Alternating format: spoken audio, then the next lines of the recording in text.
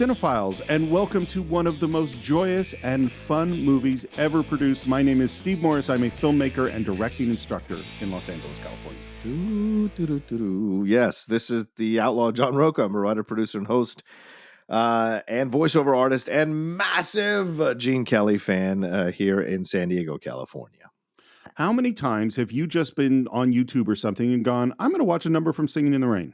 Oh, a lot. There have been a lot of nights, a lot of days where I've just put on Moses Supposes His Toes Are Roses, Singing in the Rain itself, which is still the most beautifully staged musical number, simplistic yet grandiose in its approach. And I was humming it today, as it's been raining for the last 5 days.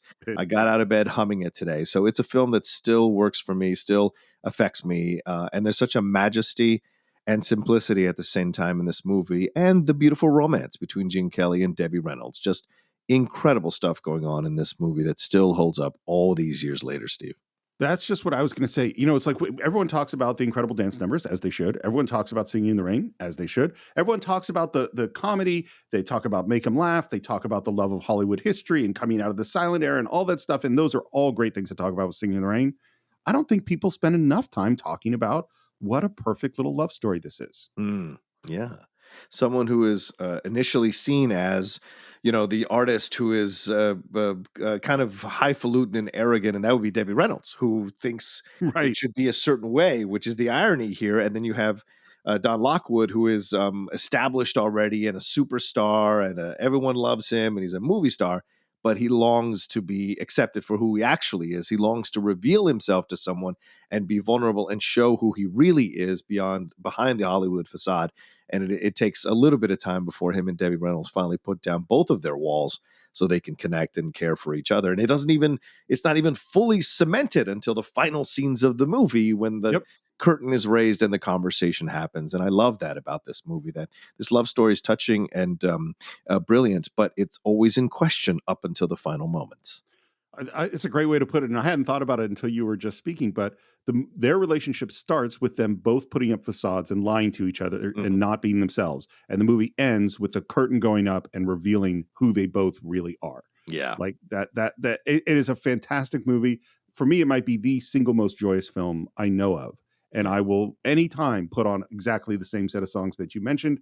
And so I can't wait for all of you to jump back into the world of Gene Kelly, Debbie Reynolds, and Donald O'Connor in Singing in the Rain. Enjoy.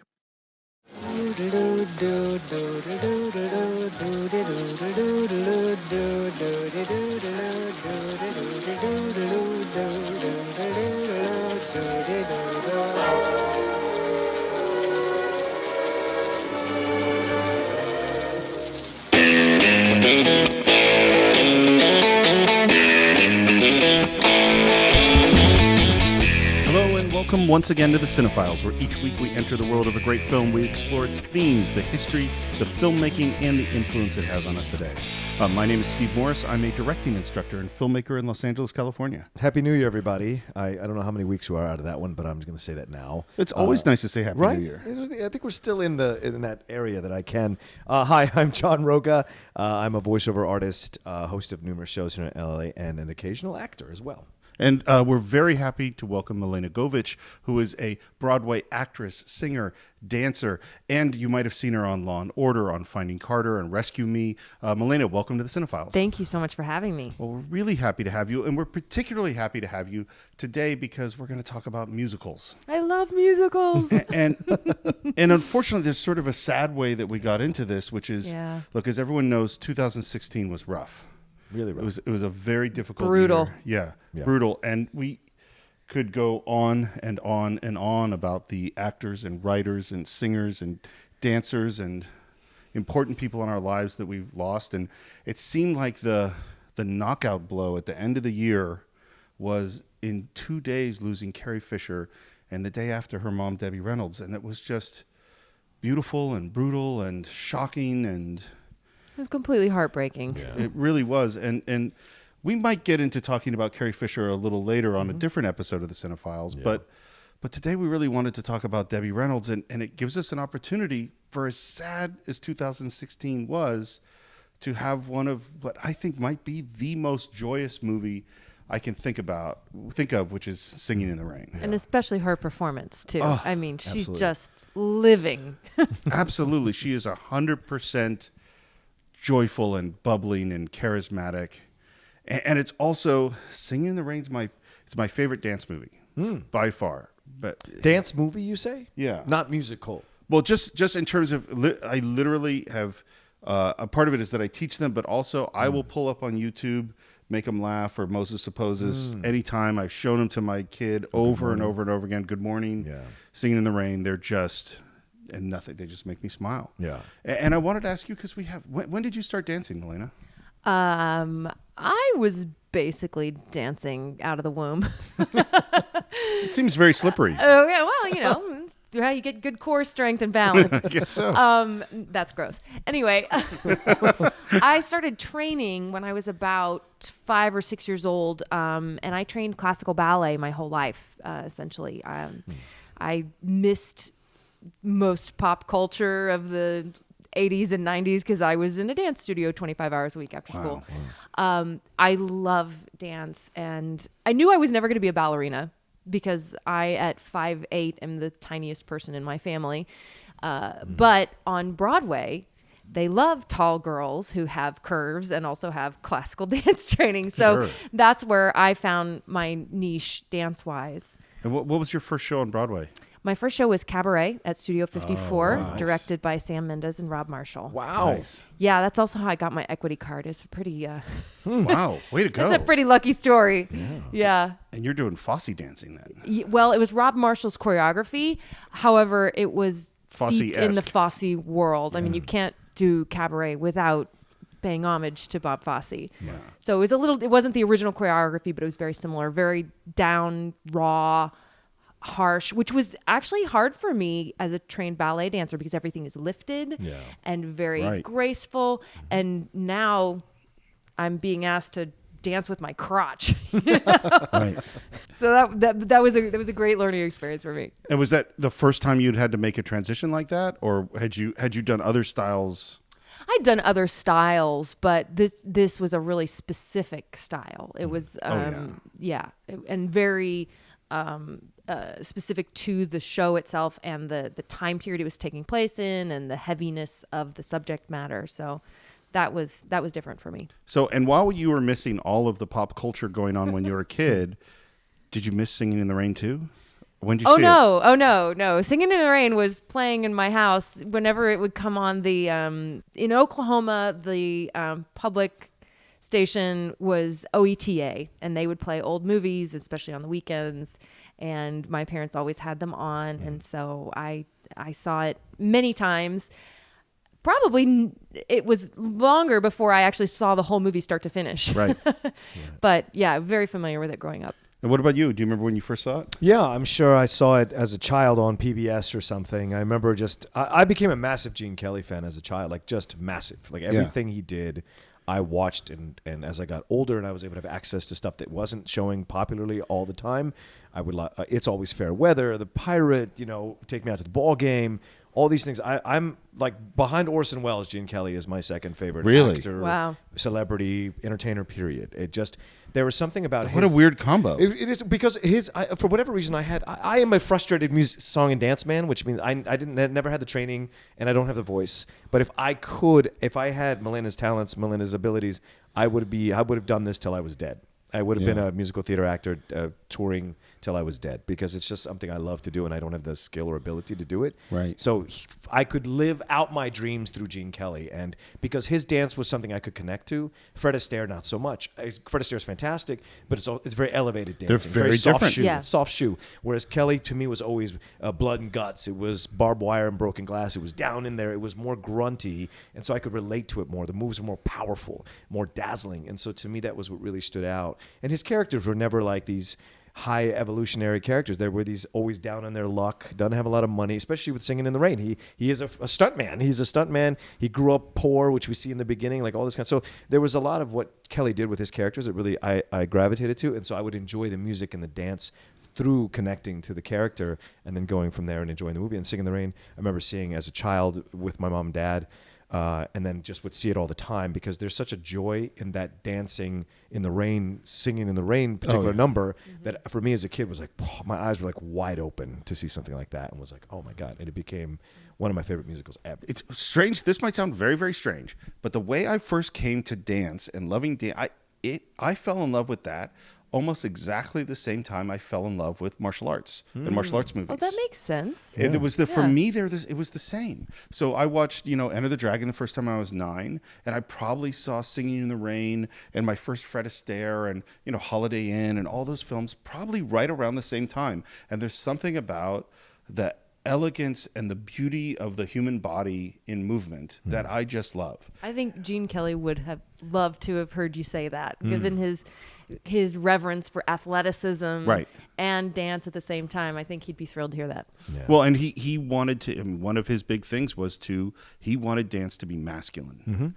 You know, and he said that quite a lot. And you can see in the way that he moves. And it's interesting too when you think about the great male dancers and you think of Fred Astaire and you think of Gene Kelly or you think of the Nicholas brothers who are just off the charts amazing, or you think of Gregory Hines or Baryshnikov and every or Sammy Davis Jr. and every single one of them, they move like they move.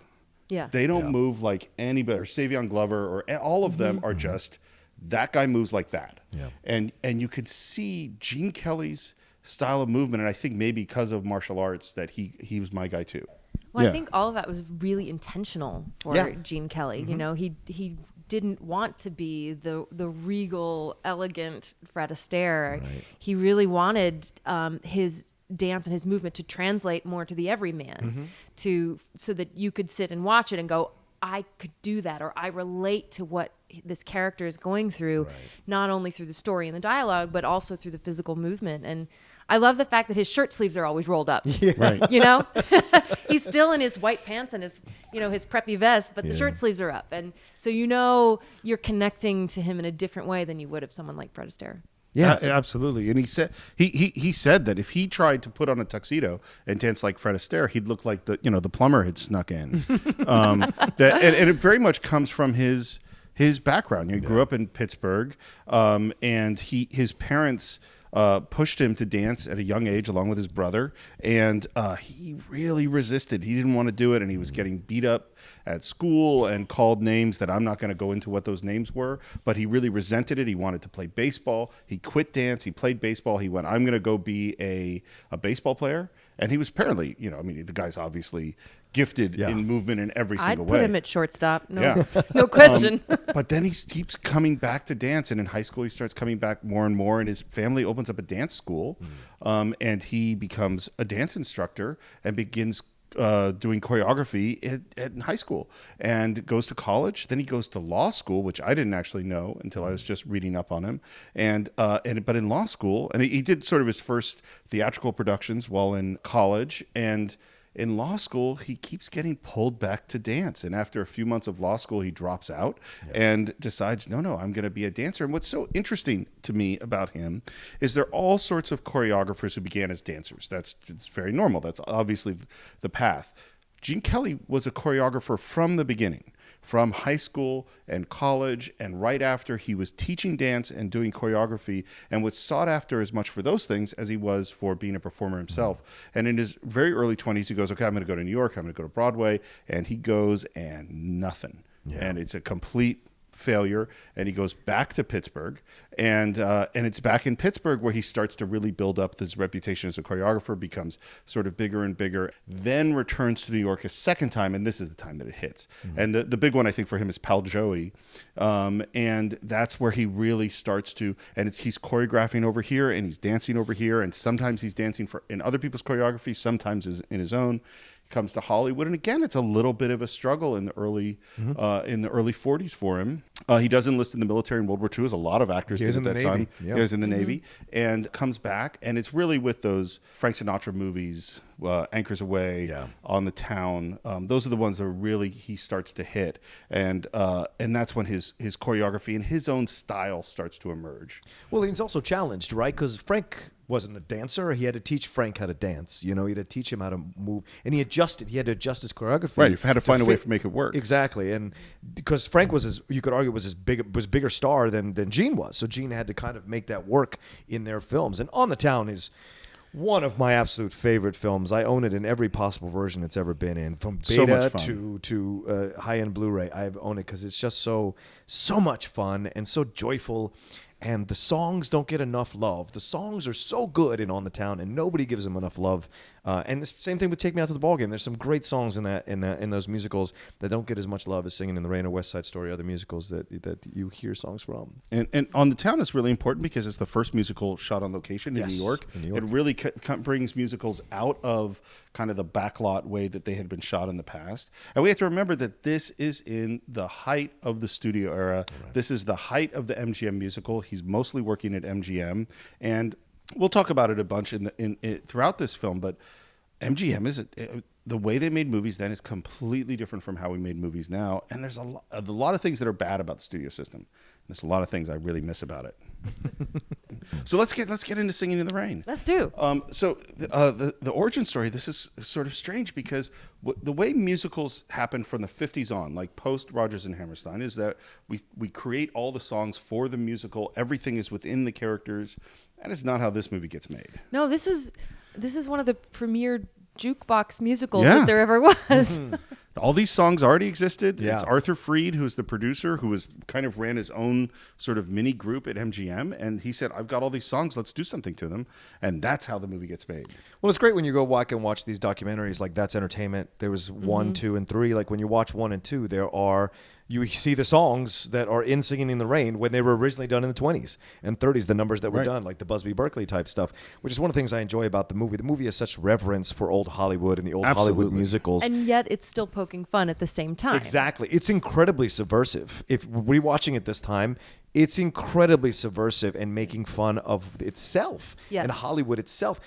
And all of it could apply to 2016 or 2017. All of it could apply, from the woman ignoring Donald O'Connor when he shows up to, because the bigger star is coming, to the crap profiles that they create to make it seem like the star is humbly arriving when you know the truth behind the story. There's just so much there. You know? Well, that opening sequence is so great and so, just as you say, so subversive, because we have this Gene Kelly, Don Lockwood is going to tell his story, and he's telling it in this completely fake way, and he keeps saying, "Oh, it's always dignity." Well, Dora, I've had one motto which I've always lived by. Dignity. Always dignity. This was instilled in me by Mom and Dad from the very beginning. They sent me to the finest schools, including dancing school. That's where I first met Cosmo. And with him, I used to perform for all of Mom and Dad's society friends. And then you get to see the reality behind that, and it's perfect juxtaposition, and it's perfect destruction of everything he's saying. Like all of this is a lie. Yeah. Yeah. And he's in all white, which I love. Well, The idea that he's in all white, which means he's pure and innocent, when in fact he's lying. There's all of it. It's a fabulous idea. I mean, I don't know exactly, but from what I know, Comden and Green came up with this concept of, for the book of the show, to be a satire. And since all of the music was actually written during the time period of the Busby Berkeley and all of that, it worked perfectly for this kind of story. So it was a really smart adaptation of the existing material. Well, and to some degree, they're sending up older Hollywood, which maybe gives them a little liberty. Right. They're not setting up 1952 Hollywood. And we should say, too, by the way, this is coming right after, 1 year after American in Paris. So Gene Kelly has just done what was up to that time the biggest movie of his career. It's, in terms of awards, the most successful movie of his career. And it's not that American in Paris is heavy, but compared to Singin' in the Rain, it's a more like we're doing a more serious thing. That's why it's my favorite of his. American Paris is... Oh, absolutely. The ballet itself is so powerful. And there's so much in that film that is dark and sad and difficult and painful through the whole thing. It's unrequited love through the whole film. This is more happy, playful, bouncy, discovery, these kinds of things. Miscommunication, but But American in Paris is and it's why it won Best Picture. It's a darker, more serious musical. This is why I like Singing in the Rain better, because I'm a more happy, bouncy person than you, and you were more serious. Okay, I accept that. I will accept that. I don't. No one has ever described me as happy or bouncy. We're all laughing at that comment for a reason. I was gonna say. And yeah, so it's all these songs pulled from other places, and we were right at the end of the silent era. And as a guy who loves film history, I'm literally teaching film school today, and the subject came up of the difference between CinemaScope and Cinerama and why. And I just started talking, and they kept asking me questions. So got in this whole lecture of how we went from silent to sound and different kinds of perforations on film edges and all these kind of geeky things that I really love. And so it's so fun to watch this moment in the silent era. And while this is a completely silly movie, it's pretty accurate too. Yeah. You know, like there's the scene where they're filming multiple silent films right next to each other, and different directors. That's how they did it, because that's how you could do that in a silent film. And it looks ridiculous in this day and Totally age. ridiculous. Yeah. But that's what it was. And the style of acting that we have, which is this sort of big, broad acting with text and these very huge romantic movies, that was for real too. And that's a good segue, I think, into Debbie Reynolds, because I mean that's what she does in that car is essentially making fun of everything that Don Lockwood, what you're talking about, the pantomime acting, the whole thing that's going on there in the car, and you see that, and it's so funny because she's not wrong. Oh, thank you. Oh, no offense.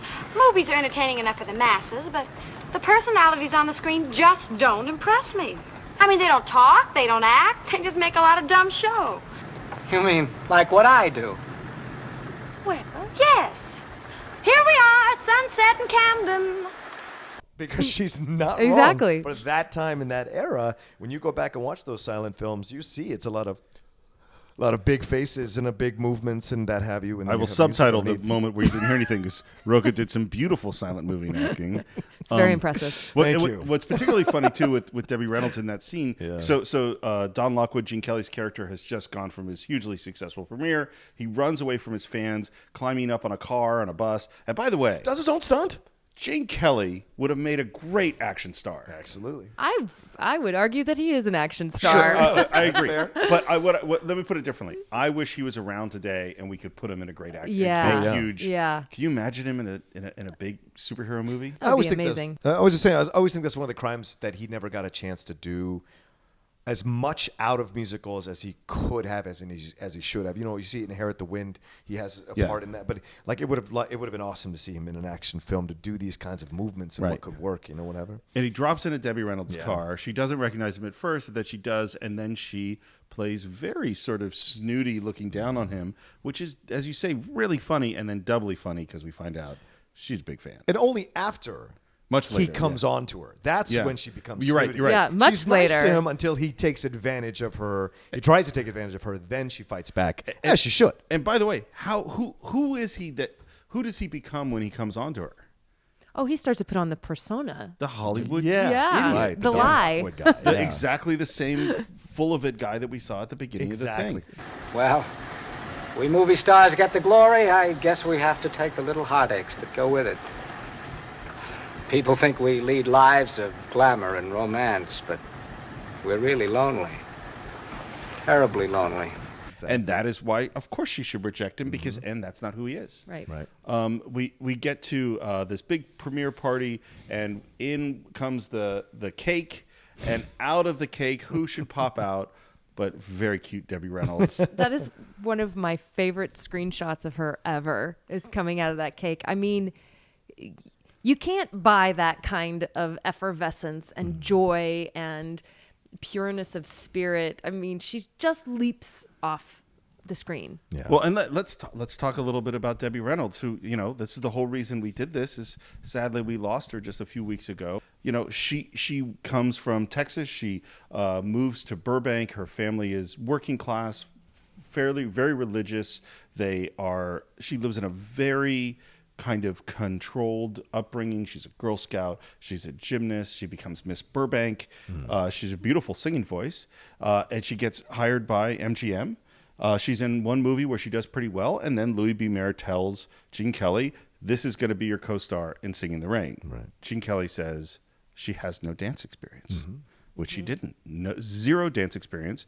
And Louis B. Mayer repeats, this is going to be your co-star in Singin' in the Rain. And then Debbie Reynolds has to learn how to dance. Yeah, it's a monumental undertaking for her, but fortunately with her gymnastics background, she was coordinated. She knew how to pick up a routine and all of that, and so she had good body awareness. And but could you who started doing ballet at 5? Yeah, but you know what? I didn't come to tap dance till much later. I didn't start studying tap till I was in college, so I was actually probably the same age as Debbie Reynolds when I started tap dancing. And could you in 6 months have picked up Good Morning and?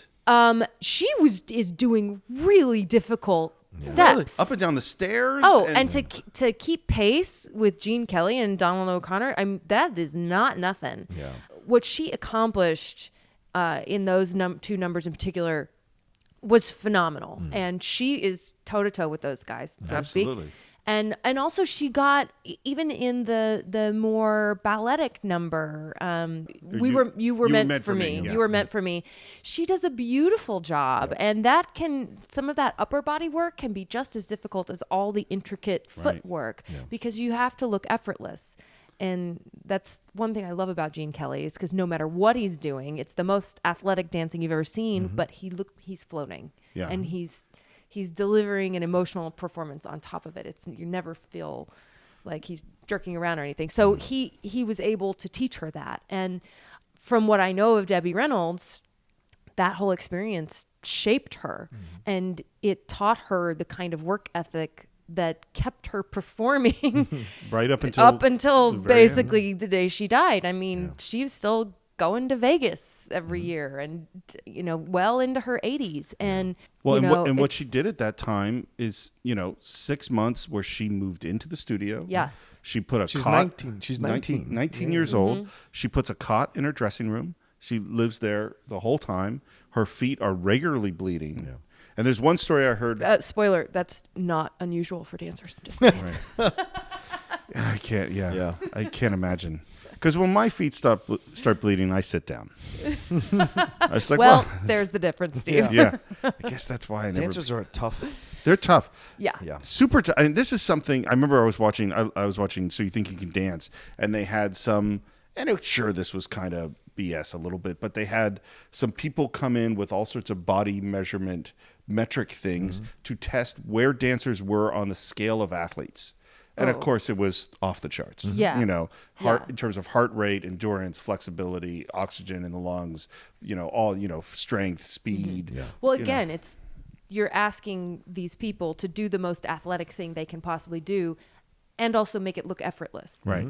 There's no huffing and puffing at the end, or grinching up your face to lift the heaviest thing. I mean, you could be a male dancer lifting your female partner who may not be the lightest feather, but you got to make it look effortless, Yeah. Yeah, there's a moment, and Debbie Reynolds in those 6 months had to get to that point where she could hold her own with those people. And there's one moment that she says where she was crying under a piano one day, alone in the studio, and who walks in but Fred Astaire.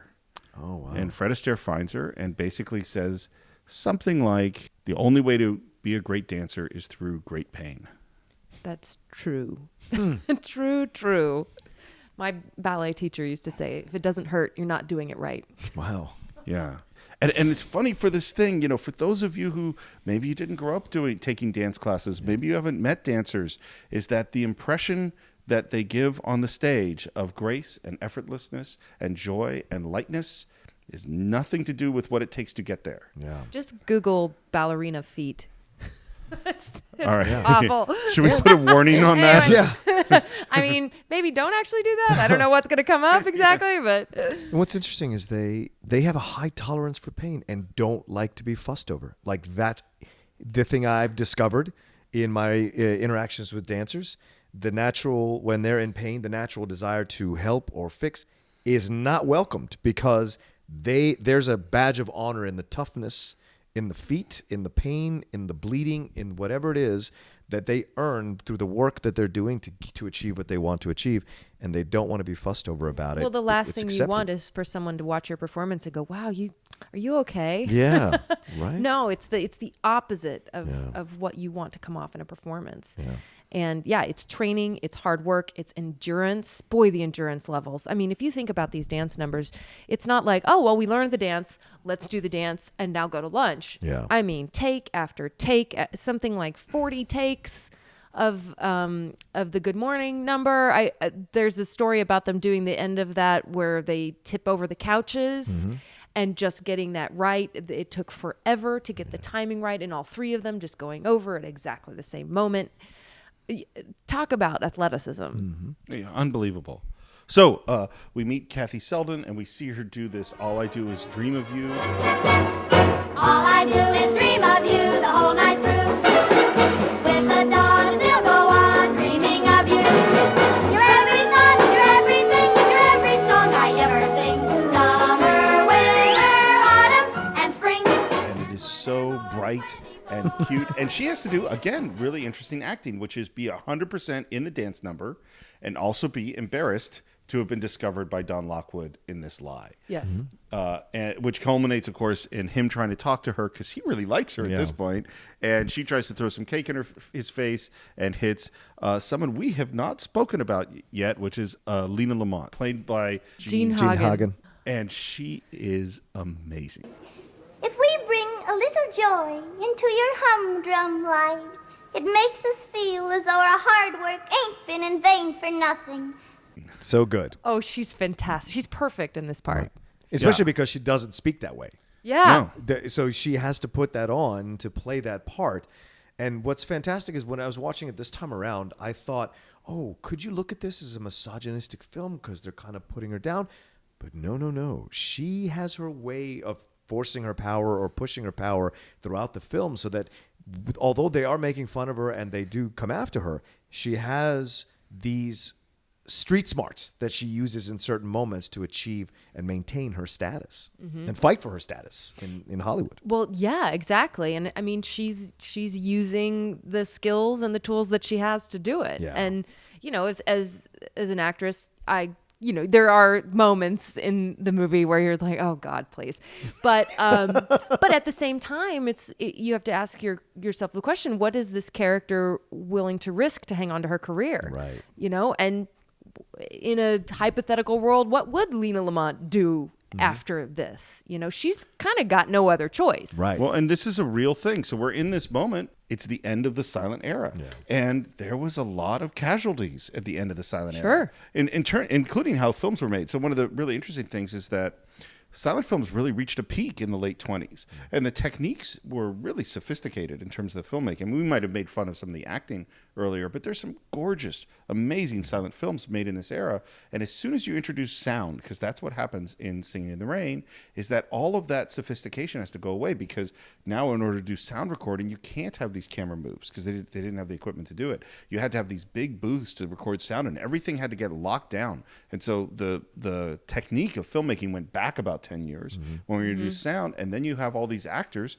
who might have been fantastic silent actors, but some of them couldn't even speak English well, you know, and so they had to go away. They were lost, and that's what Lena Lamont is facing at this point in the movie. Yeah, I actually have empathy for her, you know, in that regard. I have a little. She's a really bad person. She maybe goes about it the wrong way. She's not nice. I mean, she clearly wants to destroy Kathy Selden for the incident with the cake. Right. But not just for that, but because she feels the challenge. She's threatened. Sure. Yeah. And Don Lockwood, Gene Kelly's character, is desperately looking for her and really sad. And who's going to come make him feel a little bit better but his good friend, Donald O'Connor. Cosmo. Short people have long faces, and long people have short faces. Big people have little humor, and little people have no humor at all. And in the words of that immortal bard, Samuel J. Snodgrass, as he was about to be led to the guillotine, make 'em laugh, don't you know everyone wants to laugh? My dad said be an actor, my son, but be a comical one. They'll be standing in lines for those old honky-tonk monkey shines. You could study Shakespeare and be quite elite, and you could charm the critics and have nothing to eat. Just slip on a banana peel, the world's at your feet. Make 'em laugh, make 'em laugh, make 'em laugh. This is my favorite Donald O'Connor performance, bar none. Oh, for sure. Just so amazing and so much fun. And you get that understanding why he never became a lead, even though he's probably technically a better dancer than almost anyone that's ever been on screen. But he doesn't have quite that gravitas to be a lead. Well, he does great at great doing work what as a he's second. doing. Yeah, but exactly. there's He's fantastic. nobody that can do what he does better. Yep. Just bar none. I dare any professional athlete anywhere on this planet to try to make him laugh like Donald O'Connor. My God. That is one of the most genius numbers on screen, I think, ever for a solo guy. I mean, and he does everything. Yeah. He does everything. And I don't know, 2/3 of the way through the number, I don't know how he's still getting up off the floor. Yeah. He literally seems like, I'm going to destroy myself for your amusement. Just beating himself to pieces. And the athleticism and the intensity and the it's amazing what he does in that number. And he runs up a wall, for God's sake. It gets really, I've watched that a lot. I've seen a lot of guys do flips off walls. He gets really high. Yeah. He's like 3 steps up. No, I mean, yeah. it's If you amazing. just look where his last footfall is, and then where his head is once he lands again, Yeah. I mean, it's unbelievable. Yeah. And not only the athleticism and all the tricks, but the timing. Oh, his yeah. comedic timing is so spot on. The part in the number where his face is all crooked and it's is just boom, boom, amazing. boom on a dime. It's so clean and so funny, but it doesn't feel anticipated at the same time. It really feels like it's organically coming from him and his clown persona. As someone who also has coached a lot of young musical theater performers, and it's not something you can teach. Either you've got it or you don't. It's just got to be innate, and he has it. Yeah. Oh, yeah. Oh, and just let me also say, one of the most difficult things to do is to get a trained dancer to dance badly. Just like a trained singer to sing badly. Right. His training is clearly impeccable based on the rest of the movie. Yeah. But to do those silly pratfalls and to make it look real is to be really off difficult. balance and awkward and on the wrong foot and then not injure yourself doing it. Right. That's incredibly difficult. And avoid the wood and jump through the wall and all these things and climb out. I mean, all of it is just, it was a show. It was like, I will take the part, but I need one number where I can show everything that I can do because you're not going to let me do it because Jean is the star. And that is a perfect exchange that you can make for that. And from what I know, that was Gene Kelly was a big champion of this idea of giving him a big showcase number because he is so talented. And, they were very good friends. And they really went through the vaudeville canon to create this number. All the shtick that he had ever done as a child star, as a child dancer, whatever worked at one point in time, let's figure out a way to kitchen sink it into this number. Yeah. Well, and that's sort of what this film is a lot, is that we get a lot of kitchen sinking. I like that expression. Of old Hollywood shtick. And we're going to do, because we're going to have Ziegfeld-ness and we're going to have Busby Berkeley-ness and we're going to pull out all the stuff for the film. So Don is looking for Kathy. He can't find her. And then it ends up she's working at his studio. Yeah. And this is what's really interesting. In most movies, most romantic movies, we're going to have love come together in Act 3. This one hasn't happened kind of at the end of Act 1, is that he takes her and he says, I have something important to say to you, and I can't say it. And it's so interesting, this level of artifice versus reality. Yeah. I can't say it in the real world. I have to take you to the movie world. Yeah. And he takes her and puts thousands of watts on her in a wind machine. Oh, I love this number so much. It's so just blatantly romantic and beautiful. So we find Kathy Selden. She's going to come back. We're going to do a sound picture. And then we get to watch the recording of sound. And I have to say that we have this sequence where we're actually recording sound, and everything is going terrible. So funny. So great. And first the microphone's in the plant, and then we put it on her chest, and we get her heartbeat, and then it's on her side, and sound is in and pearls, out, and the pearls, and all these things are happening. And you watch the director getting more and more crazy. Hold it a second. Now, Lena, look. Here's the mic. Right here in the bush. Yeah.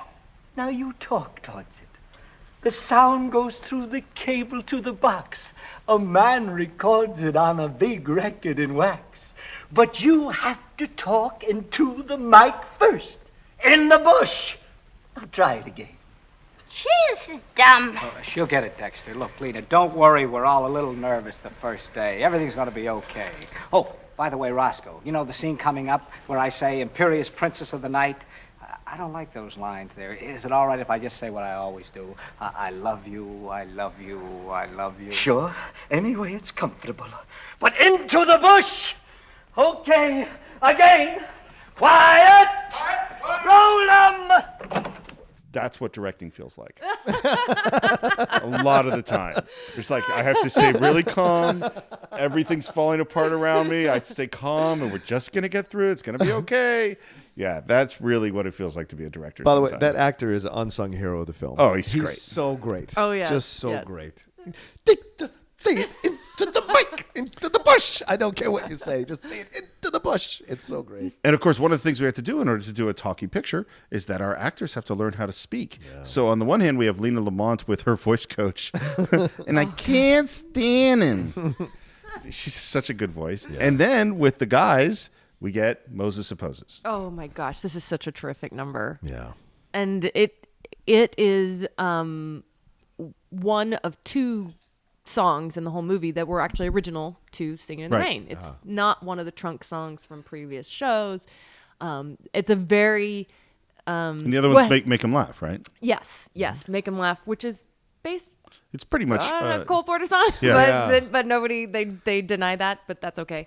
But Comden and Green, again, they did such a fabulous job. And the lyrics are so... They're just the epitome of the Comden and Green wordplay that they love to do. Moses supposes his toes are roses, but Moses supposes erroneously. But Moses, he noses, his toes aren't roses, as Moses supposes his toes to be. Moses supposes his toes are roses, but Moses supposes erroneously. A Mose is a Mose. A rose is a rose. A toes is a toes. Hoop-de-doodle-doodle. And what I love about this number, there's so many things I love about it, but the choreography really matches the lyrics as far as kind of the canon aspect of it, because you get all these different rhythmic and syllabic matches in the lyric, and you get the same kind of call and response in the choreography as well. The way that Never thought about it. You're totally right. Yeah. It's brilliant. Yeah, it's amazing to watch, and it's what's to me, it's like the textbook of you watch two guys dancing really tightly in sync with each other, and yet they're different. Yes. And that's so fascinating to watch, is that they're doing exactly the same steps. They're perfect, spot on in sync, and yet the styles still come out. And one of the things I'm fascinated with Gene Kelly, and we talked about his athleticism, we talked about that sort of physicality he has, is I'm kind of fascinated. I'm curious what you think about this, but with his upper body, because his upper body, no matter what he's doing, remains solid and still in this way, as if he's not really, and maybe that's why he looks so effortless, but it's just, he has such control and such strength there that he can do all these things, and yet it's like nothing's happening. That comes squarely from classical ballet training. And he did study ballet extensively and loved ballet. And that's really where that training comes from. Well, I'm sure we'll jump to it later, but in the Broadway Melody ballet, you see it very clearly. He does this enchaînement jump sequence where he's doing these big leaps in the air, and he just floats, and you're like, oh my gosh, he's way up high in the air. But that's really that training, to have that center and that lifted quality.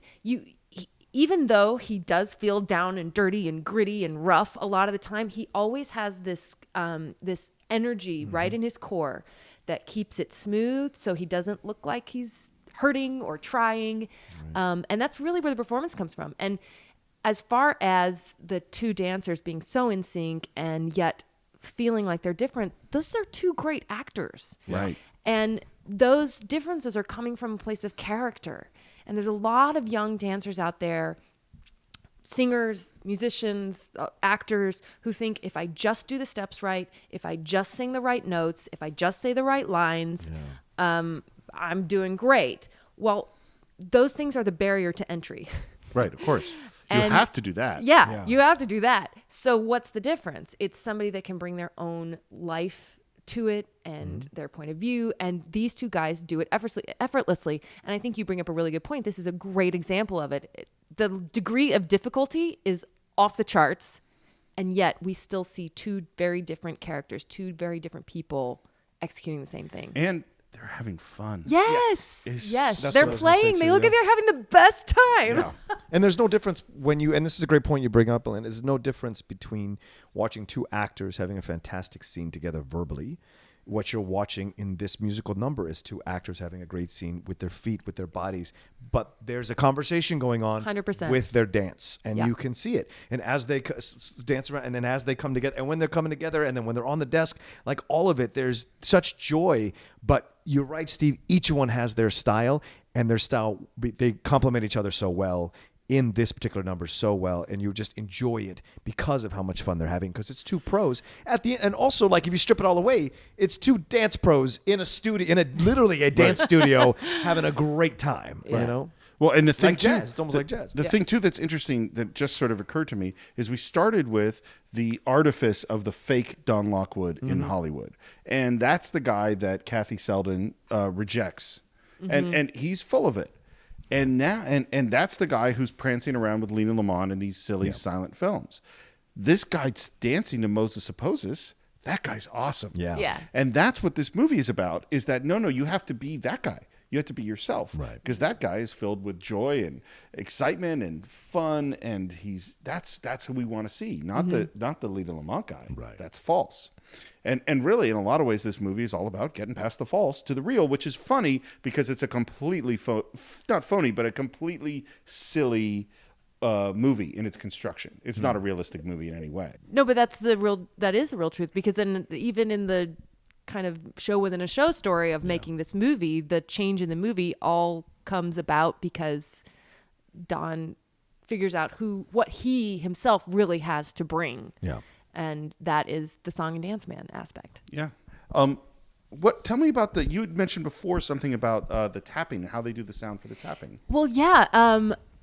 In making musicals, talking about how musicals are actually made, for musical numbers, the music itself, the songs, are normally pre-recorded. Right. Traditionally, they're pre-recorded and then played back on set, and you would sing and dance along to the pre-recorded music. And this is really essential for sound syncing later on in the editorial process to make sure things match when you're doing multiple angles, multiple takes, all of that. But with the dance, tap dancing is really one of the only forms of dance that sound is really essential, right? So it would be almost impossible to record the sounds of the dance and then try to physically match the sounds on set. Right, so the tap sounds are generally done in post-production in Foley. And if you look closely thinking about it, you'll see sequences like in the Moses Supposes, the guys are up dancing on the desk, right? They're tapping, tick, tick, tick, tick, tick, tick, tick. And then they jump down on the floor and it's tick, tick, tick, tick, tick. It's the exact same sound. Right. We're not hearing The big desk echoey sounds boom Yeah. of and the then desk. Yeah, of course. the floor sounds. Right. It's all a consistent sound. It's also a consistent sound level, no matter if we're in a tight shot or a wide shot. Right. You would think if you're farther away from You'd the be a camera, farther sound, you would sure. get different sound. So they would boom the tap sounds for sync, but then they later, replace it all. yeah, then later, God bless the sound editors, got to place all the tap sounds. But what they would do is they had dance Foley artists, mostly women, who were tap dancers that were never credited in any of these movies. Wow. And they would come in, you put down a board, you put mics in front of their feet, and just like you would do an ADR session as an actor where you come in and match your own dialogue, they are there matching the choreography and the tap sounds. So they're doing tap Foley. Tap Foley, yes. Wow. And there were multiple people that did this. Many of the stars, like Fred Astaire, would almost always do his own tap sounds, his own tap dubbing. He had an assistant that was very close to him that would occasionally do it if there was a conflict or he was, unable to come. Gene Kelly almost always did his own as well. I'm sure Donald O'Connor did his own because he's so great. it's reported that Gene Kelly also did Debbie Reynolds. So wow. yeah, so she was doing all the dancing and she's hitting all her taps, but to do that so specifically clean, Well, to especially copy- with 3 dancers and Well, and to copy your taps from sound and visuals to match them, that's yeah, crazy that's hard. we talked about degree of difficulty a little bit ago. This is off the charts as well. But another fun story is that in the Singin' in the Rain number, if you think about it, if you're in tap shoes in water, you're not going to hear a clean click, click, click, click, click. Yeah, yeah. No. And you So- might slip and fall on your ass. Yeah. So I don't know if it was because Gene Kelly was sick at the time or whatever. He actually didn't dub his own taps for that number. It was Carol Haney and Gwen Verdon. Oh, Gwen Verdon. Gwen Yes. Verdon from Fosse and Yes. And Grease. Exactly. Grease. Yes. And Sweet Charity Yeah, Sweet and Charity, all of that. Yeah. And Carol Haney, who's also a phenomenal Broadway dancer who both of them assisted Jack Cole, who was like the father of American theater, jazz, and dance. And they both had assisted Gene Kelly at different times. Wow. And so they dubbed those steps. And the story goes that they had to do it in a tub of water because it was Wow. matching, but it was just really, really shallow. thin. So they were still getting the splish splash sounds, but still the consistent tap sounds. Again, you go back and you watch the number, the tap sounds are consistent, even if he's on the sidewalk, in the puddle, on a lamp. You know? That's crazy. Which brings us, of course, to the world premiere of the Dueling Cavalier, our silent film epic, and it is awesome. Yeah. What's that? A thunderstorm outside? It's those pearls, Mr. Simpson.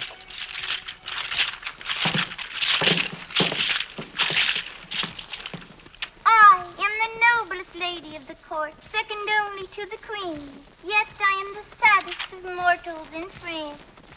Why, what is the matter, Milady? I'm so downhearted, Teresa. My father has me betrothed to the Baron de Lansfield, and I can't stand him. Sounds good and loud, huh?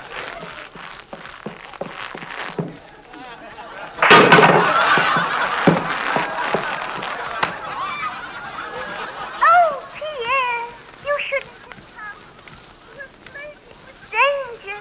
They will surely find you out. Your head is much too valuable.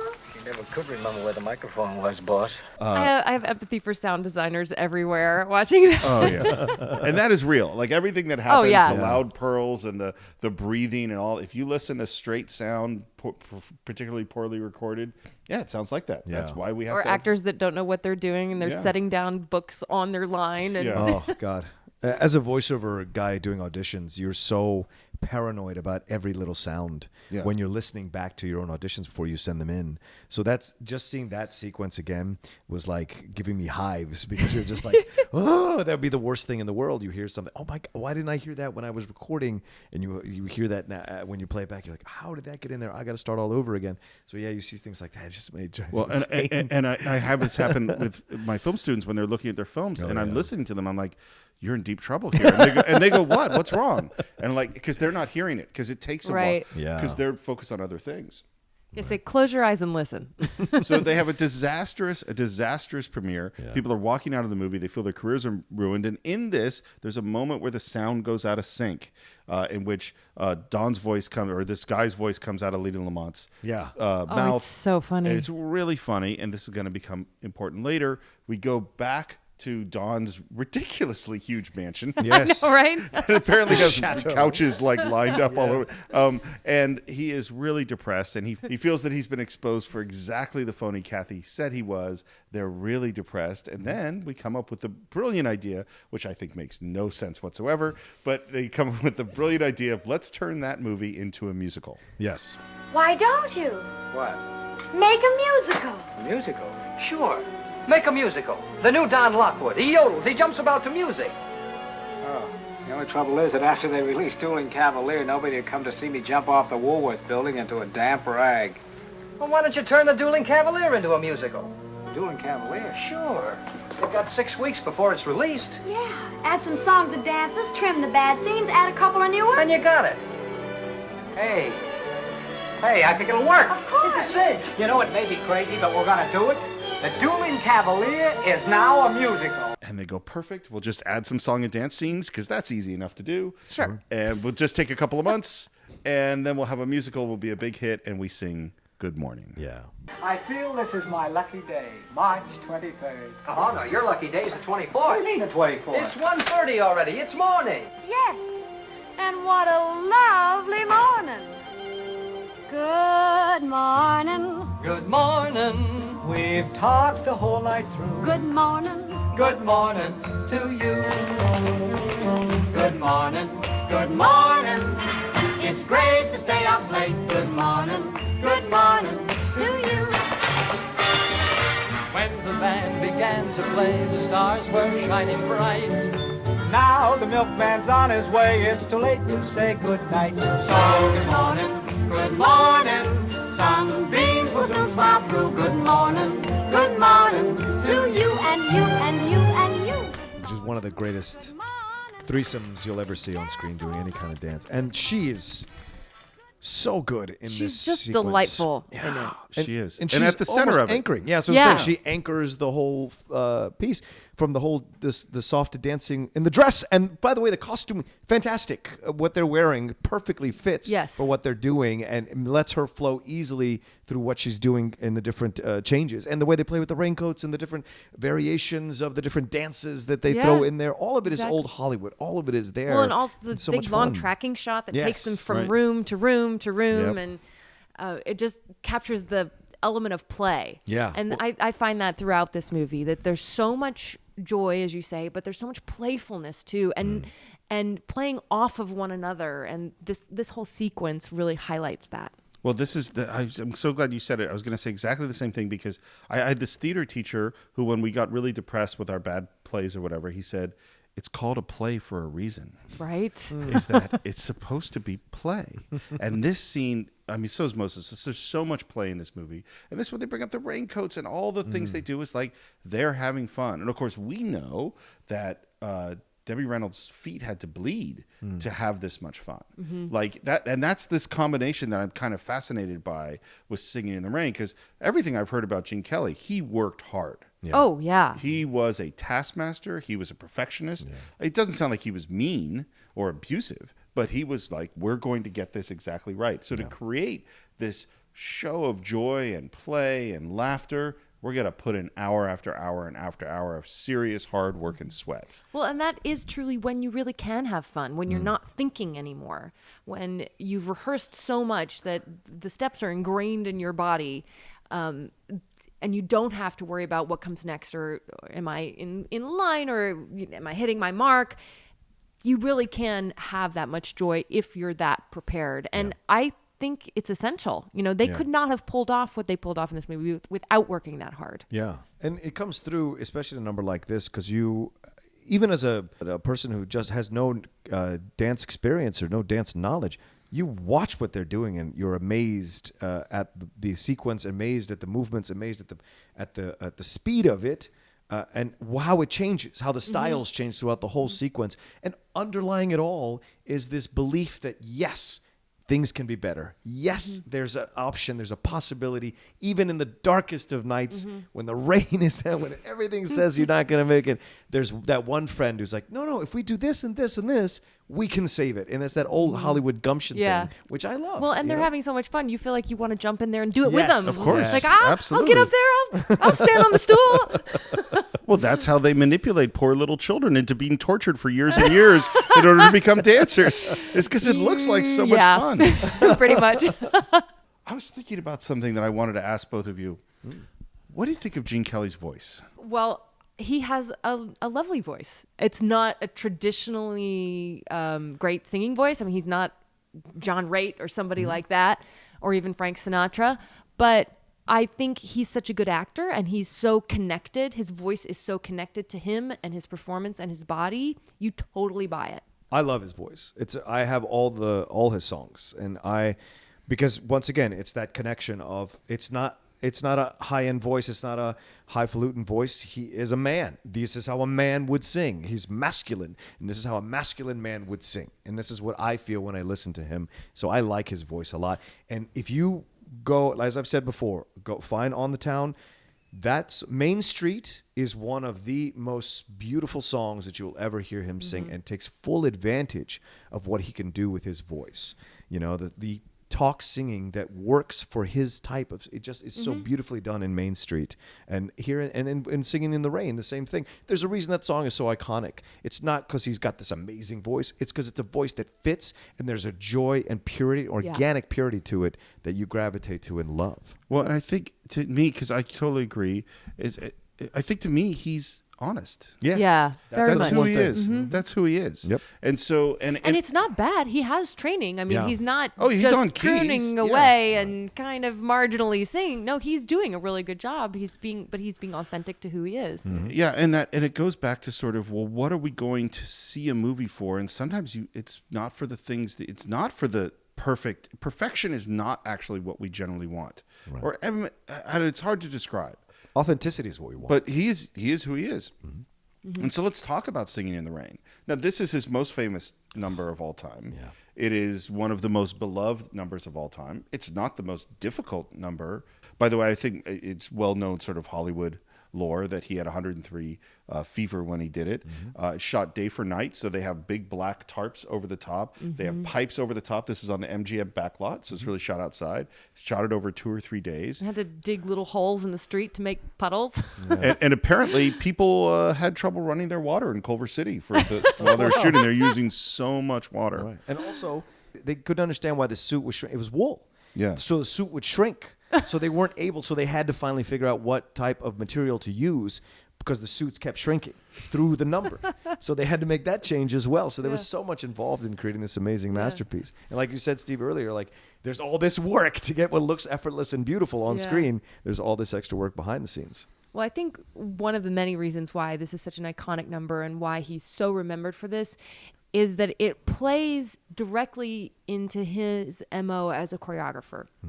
He, while he was classically trained in all kinds of dance styles, has impeccable technique, he really didn't want to be bound to choreography or established steps. He wasn't interested in creating pieces that were just this step, now this step, then this step. He wanted to find things that were true to the moment, to the mood, and to the character. And he does moves in this number that are just stomping around. Right. But that's Just what we splashing. all did. Yeah. That's what we all did when we were kids. It's, for some of us, maybe still our temptation when it's a nice warm day and it's raining, but you're an adult, you're not going to go splashing in the puddles. Right. I do. A little bit. That's why I wear these big boots. They're waterproof. I I'm splash all the glad to time. hear it, Steve. But he gave himself permission to really just find the truth of the moment and do whatever came out of him and not be constrained by style or technique. And this number is just such a beautiful example of it. And I think that's why people really relate to it. They could see themselves up there doing the same thing. And it goes back to that word play. Yeah. You know, it's play. And there's just little moments of him going towards the water spout and not and yes, and then going full under it or stomping into the full stomp. Yes. And then getting caught by the getting top. caught, And and the shrug. And then even the little dainty way he pulls his feet and shakes his feet to get the little drops off when he's completely soaked. It's just, it makes you smile. Yeah. You know, and there are all sorts of emotions that films can do. I don't know that anything that makes me like, oh, I'm happy. This is what I want to say about that piece. Two things. The undercurrent of it is love. This is how sometimes you can feel love. This kind of joyful purity of finding someone that you care about so much and the joy of it beginning. Right? That's what he's doing when he's dancing all around. She's helped him solve this huge problem that he thought his career was over. She showed him that it's not. She's with him. She's by his side. And he is finally fully in love with her. And that is conveyed in the dance. The dance is joyful, but it's joyful because he's in love. Absolutely. And 100%. And that's why he reverts. One of the greatest things I ever read from a therapist was like, when you fall in love, you go back to being a child and what you wanted as a child, how you describe love as a child. And what he's doing is childlike, the stomping, the pushing of the water, the putting this, and I love the camera work. There's a second thing I want to say. The camera work in this, when it goes wide, when it gets close up, when it goes above him as the water is pouring on his face. There's a smile on all of it jumping on the lamppost. All of it is childlike in its joy because he's going back to being in love. There's no walls here. There's no Donald Lockwood fakeness. This is him finally finding someone that he can be in love with and expressing it so purely in dance. Completely. I wanted just something you mentioned about the camera work is that we talked a little bit. We talked about it when we talked about Bruce Lee. I think is the idea of with Fred Astaire, he wanted the camera to be top to bottom. Yeah. Jackie Chan wants the same thing, which is why I guess I connect martial arts and dance. But the goal is, I want you to see everything that I'm doing. You can't if you just see waist up, you miss all sorts of stuff. If you say feet down, you miss what my hands are doing. So, and Gene Kelly did the same thing, but he was much more sophisticated in the way that he used the camera. Is that the camera's moving and dancing it's showing everything, but it's also moving and dancing with the actors, which makes it more dynamic than what you had seen before he came along. And we should mention at this point, too, that he has a co-director, which is Stanley Donen. And who also is on the town, and who he brought up. Gene made him. And it makes sense because when you're on camera, you can't really know unless you're looking and watching the scene. You can't really know what's going on, and I think Gene. And it sounds like they had a very contentious, but obviously constructive relationship making the film. Well, you need that person, and it can't just be in a musical with so much detailed and specific choreography and specific camera work.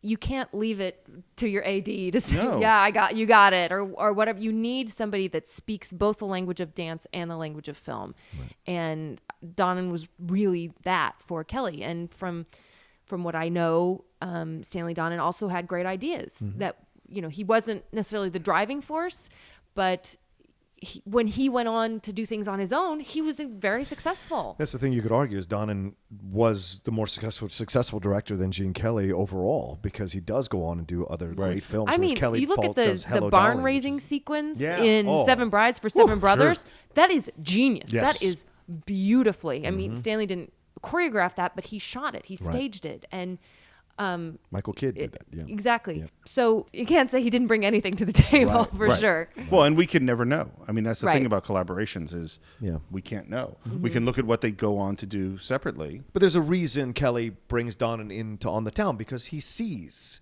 That's the thing. Yeah. Although they broke up over Singin' in the Rain, he sees the talent that Donen has, and which is why he trusts him to be his second set of eyes on the Town, and then when they do Singin' in the Rain. But Donen also is discovering his own power, his own knowledge, his own work. So at that point, when the break happens, it's because they've both kind of he created this entity. He has embraced his own entity, and now he's going off to do his own thing, and they can no longer collaborate because they're too powerful. Well, in a lot of ways, that's a natural progression with a mentor and mentee. Absolutely. There comes a point where you got to move on. You got to assert yourself and start to find your own voice and your own vision apart from the person you've worked most closely with. So we're almost at the finale, but now I had to bring up one thing that I didn't know until this last time watching it, and I'm just shocked that I never knew this, which is I never knew that's Rita Moreno playing Zelda. Oh yes, I never knew stuff got cut. She was supposed Yeah. to have a big number and everything. Totally cut. I got one more for you. Yeah. At the beginning of the movie, the fan that faints is Leslie Caron. I recognized her, and I couldn't Really? figure it Leslie out. Caron. That's amazing. Gene had found her, and they had he brought her over and wanted her to have this small part, and then did the faint, and that's Leslie Caron. That's great. Hilarious. That's great. Wow. So we've come up with our plan. We're going to do a musical, and Kathy is going to sing and be Lena's voice. And I love the pitch because I'm picturing the Dueling Cavalier, and then they're saying we're going to have these song and dance numbers, and it's young Hoofer, and then we see. And I'm just going, okay, how could this possibly? This is the silliest thing I've ever heard. But we go to our big final dance number, which is Broadway Melody, which originally was going to be small. It was going to be a small dance number. And then because of the success of American in Paris, they go, we need to have it. Got bigger and bigger and bigger until it's this huge number. And it's really fun to watch. It's not my favorite in the film. It's hard to pick favorites. My favorites are the ones we've already talked about. Yeah. But Broadway Melody is great.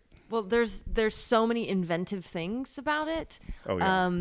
Both stylistically, visually, choreographically, all coming together to tell this kind of odd little story. That has nothing to do with anything. I have no idea how that fits into Dueling Cavaliers at all. But, I don't care. What's the gangster mall doing in there? What's the whole Cyd Charisse sequence? You're like, what's this all about? I just have to take 2 seconds for Cyd Charisse because she is... Take 10. She deserves it. She is maybe one of my greatest dancing idols. She is... Or like I mentioned when we started the podcast, I'm a very tall, curvy brunette who wanted to be a classical ballerina. And Cyd Charisse, she danced with the Ballet Russe de Monte Carlo started when she was 14. She had a professional career as a ballerina up until World War II began and the company disbanded because of the war. So that's when she came to Hollywood. And, her style and her technique, the ballet training comes through, but you still always believe her in whatever she's doing. And the vampiness, the seductress part, I mean, she does it like falling off a log. Right. Well, and all the character that comes through in her performance is huge. Oh, yeah. I mean, the second you lay eyes on her, you know exactly who she is. Yeah. And you know that Don Lockwood or whoever we're going that to call is. him in this dance montage. The dancing cavalier. He's met his match and then some. Yeah. And there's a funny tidbit that's well known about Cyd Charisse is that she had an insurance policy as the most expensive legs because I think it was Lloyd's of London insured her legs for $5 million. Not a surprise. Not worth every penny. Yeah. And he used her he worked with her. He worked with her a few times, because Brigadoon, and then also in It's Always Fair Weather, which is one of these really dark musicals. It's really dark. Nobody talks about. And Bandwagon. And Bandwagon, he has yes, exactly. Huge sequence with her that's really dark. Yeah. And another fun tidbit is that she's 5'7". Yeah. She's taller than Gene Kelly. Yes. And he choreographed specifically to hide this fact. God bless the male ego.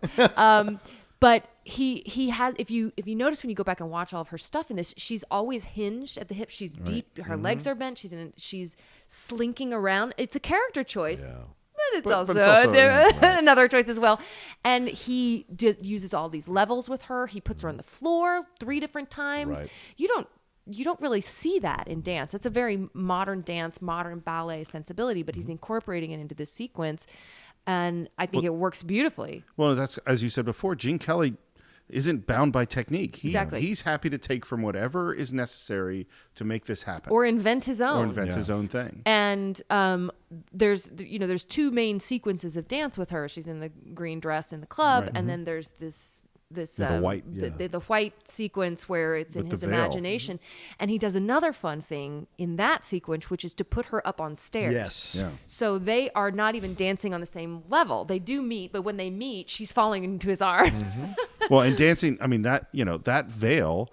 Oh my God. It is so crazy. It's like 60 feet long or something crazy like that. And they have huge wind machines going all the time. And the wind machines are angled at different places and they're turning them up and down to get the veil to do at what angle they want it to do.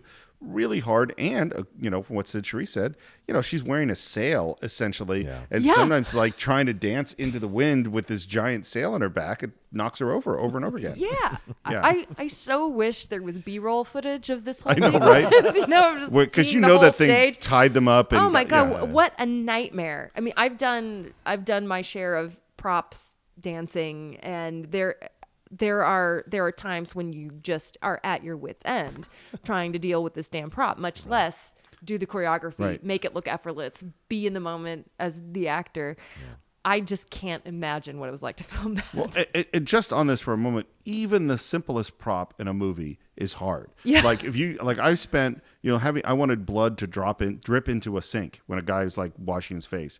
And getting the blood to drip in just the right place, you do it like 30 times.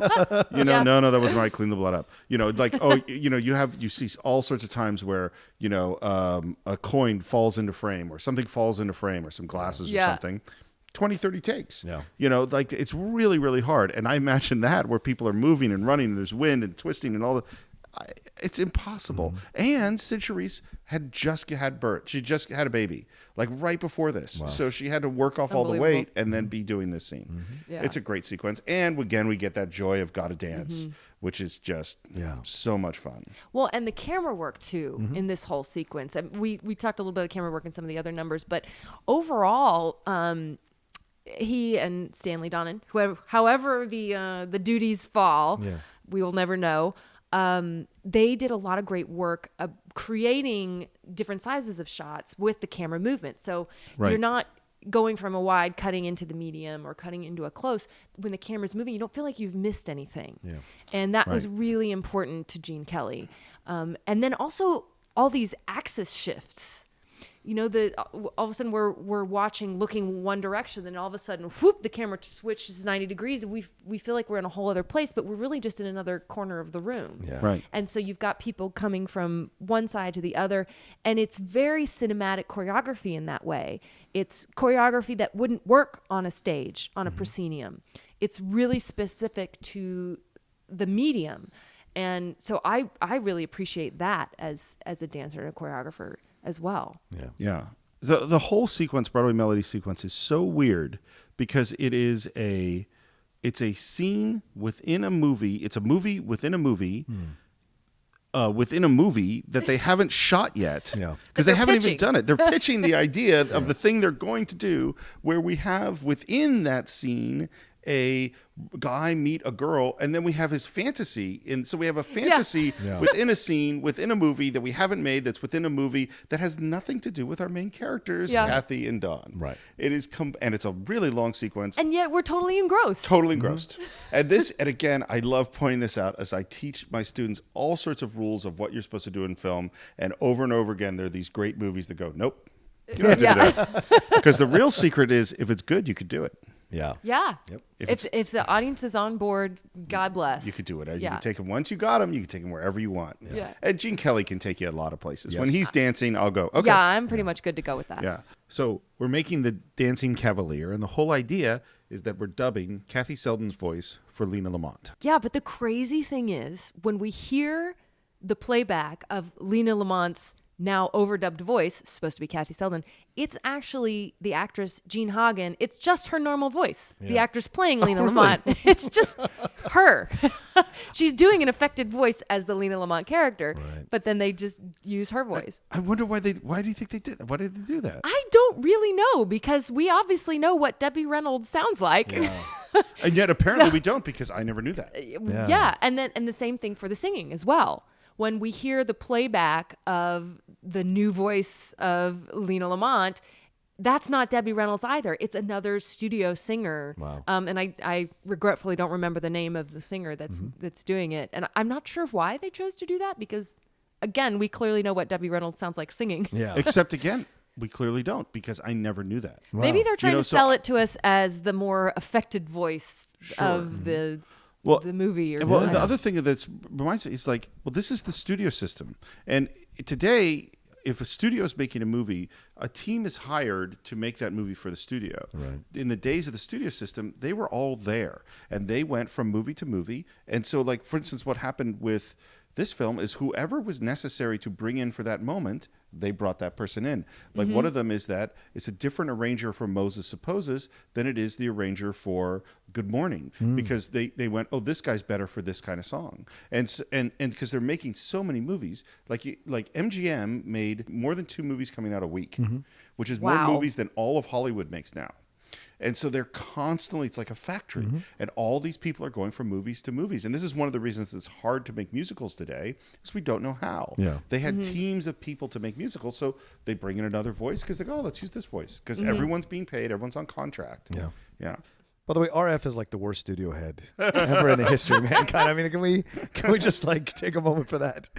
Just flowing to whatever works, whatever goes around, whatever goes. Like he's constantly in these situations. You're like, well, I don't even know who would make this decision, and like he's always hiding stuff from other people. You know, those kinds of things. So it's just so fun. Well, he's always just standing up for something and then completely crumbling the next Yeah, second. right? Yeah. So not what a studio head would do at all. But Which brings us to, because at the last moment, Kathy or Lena Lamont says, you know what?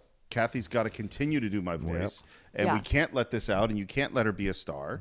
And we have our big premiere, and things look pretty bad, and the movie's a big hit, and Lena wants to go, and she goes, Kathy, you're going to keep doing this for me, and Lena wants to go out and talk, and they go, yeah, go ahead. Yeah. Ladies and gentlemen, I can't tell you how thrilled we are at your reception for the Dancing Cavalier, our first musical picture together. Bless you all. She didn't sound that way in the picture. Cut the talk, Lena. Sing. But it's a great circle, right? Because at the beginning, the They three of wouldn't them let are her telling talk. her not to talk. That, Don't you know, talk. the publicity's got like, no, they want to love their stars, blah, blah, blah. And then she turns it around and go, okay, if you're going to play this game, here's my contract, and she's got to stay being my voice, which almost works. Almost works. Yeah. And then they want her to sing. And this moment is really mean. Yeah, it's pretty cruel, isn't it? You gotta do it, Kathy. This thing is too big. Of course she's got to do it. She's got a 5-year contract with me. Get over to that microphone, Selden. You heard him, Kathy. Now do it. I'll do it, Don. I'll do it, but I never want to see you again, on or off the screen. And it's so horrible. Yeah, sorry. And it's just this unbelievable, and to the point where I adore the movie, but I'm kind of like, you know what? Not cool. Yeah. That is not. That's not. I understand you're going to have the reveal in the next moment, which they do because Debbie Reynolds goes behind the curtain, Lena Lamont in front of the curtain. Lena Lamont starts singing in the Rain with Debbie Reynolds and lip syncs to Debbie Reynolds in the background. And then in this really funny, joyful moment, Cosmo, RF, and Gene Kelly pull up the curtain, revealing the truth. Yes. Well, and this is a good question. Why didn't he tell her? Do you think he didn't tell her because she wouldn't have agreed to be this cruel to her? Or do you think he didn't tell her because he just didn't want to tell her, like he was like he had his own plan and screw what she was going to feel? I think you want to know my reason why. Well, I asked, because the movie is more dramatic if you don't tell it. I guess, yeah, that's a good point. That's why you don't. Well, tell also it. there was no time to convince. There's no time to convince. The crowd is out there screaming. Yeah. The diva is walking on the stage. That's true. This is happening, and the three guys, they've somehow read each other's minds to collude into this is going to be the solution, and so. And I love Debbie Reynolds in tears. I don't love Debbie Reynolds in tears, but I Oh, love yeah. her running out into the audience. Yeah. And I love "Stop That Girl." Yeah. That's the girl, the voice you fell in love with, and that's when I start to cry. Yeah. Oh, yeah. It's so good. Yeah. Yeah. So, Milena. Yes. Final thoughts on Singin' in the Rain. Man, Singin' in the Rain just makes me love being a dancer and makes me want to dance more, even though I don't dance that often anymore. It just connects to the joy of performing and the joy that sparks singing and dancing when it's really coming from a true, authentic place. It can be the most transformative of performance experience. And I think Singin' in the Rain is just the epitome of that. Yeah, absolutely. John, what about you? Well, it's one of my favorite musicals ever, and it's Gene Kelly at top form, and of course, a young Debbie Reynolds. Kathy Selden was my first crush as a child. Good taste. Yeah, and it's Well like done. it's probably I've been looking for that girl ever since. You know, the sweet, sarcastic, speaks her mind, but but willing to stand by you in your darkest times. So she's so great in the film, and Debbie's so radiant, and Donald O'Connor. There's just so many factors in the film that make it so great. But the number one thing to me is, for me, I fell in love with film by watching older films. Right. And this is a love letter to those older films. As subversive as it is at times to make fun of the studio system, it doesn't make fun of the studio musicals. That you see how difficult these are to do, what's involved with the transition, all this. It's taking on the serious subject matter, like you said, Steve, this idea of like transitioning from silent to talkie. Who's going to lose their career? Who's not going to lose their career? How difficult it was, but it shows you especially in the Broadway dance melody. You see that's their homage to those musicals, and those are the musicals that are the foundation for Singin' in the Rain, for American in Paris, for what have you, for all the Fred Astaire, for like all that stuff was there to get people's appetite wet for musical movies and keep it going, even to now with La La Land, which is a musical in essence. And so it's always going to be there. But those Busby Berkeley movies at the beginning of the studio system are the ones that lay the groundwork for all the musicals to come. And I think Singin' in the Rain does a great job as a love letter to those kind of films. Yeah, absolutely. Agreed. I was thinking about this quite a bit. If these episodes go out in the order that I think they will, the one that went out last week was No Country for Old Men. Right. Coen Brothers film, Great film, powerful, dark, won the Best Picture. And that's the kind of movie that Hollywood says that's a great film. Yeah. You know, like serious, drama, bleak, tells you that life is essentially meaningless and dark. And that is a great film. Yes. And should get that respect. Mm-hmm. But there's a reason it's called show business. There's a reason that it's called a play. And as we talked about with bleeding feet and sweat and all the hard work, it's just as hard to give us joy as to give us bleakness. Yeah. Amen. You know, and that and you know what? It's 2017 now. And 2016 was really hard.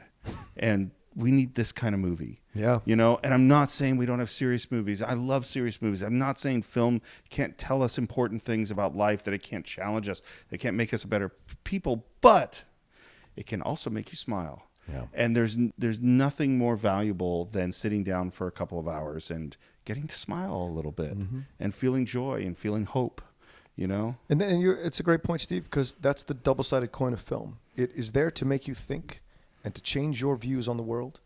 But on the flip side, it's there to help you escape the world when it gets too tough. Absolutely. And Singin' in the Rain does that. Yeah. And I would argue that in some cases it's harder to have a joyful performance than a more dark and dramatic performance. Yeah.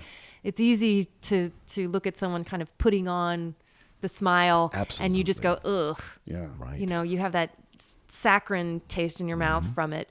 But when it's being really, really, truly well done and authentically done, it's so inspiring. Yeah. Absolutely. No question about it.